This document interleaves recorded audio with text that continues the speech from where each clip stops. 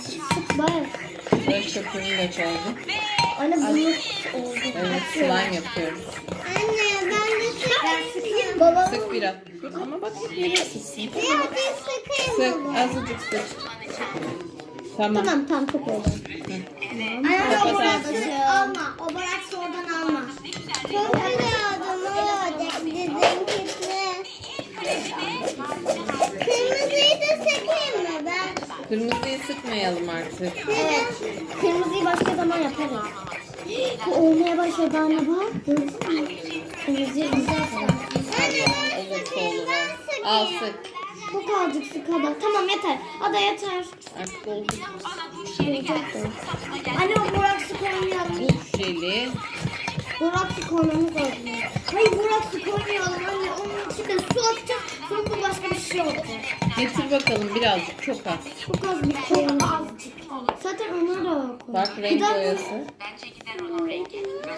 O tam oldu. Pembe koysaydım. Mavi daha iyi olur. Pembeyi sonra koyalım. Boraks erimiyor ki. Tamam tamam. Ben size neyse böyle. Ya böyle bir şey oldu bak. Ama sonra da. Boraks delirdiniz. Boraks.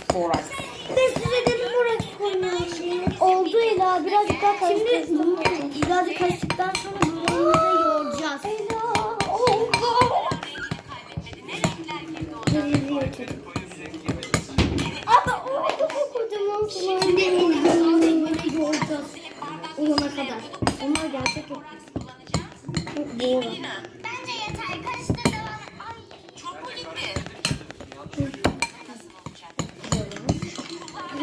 Kullanmamız lazım. Şimdi ellerine yoğurman lazım. Ama keşke kapmıyor. Bunu elimle nasıl yoğurayım? Yoğurcan üzgünüm. Hayır. Ben de. Koyuyorum ben. Hepsini. Keşke deseydiniz boraksı en son döküyor anne diye. Oldu ki. Sadece ellerine böyle yoğuracağız.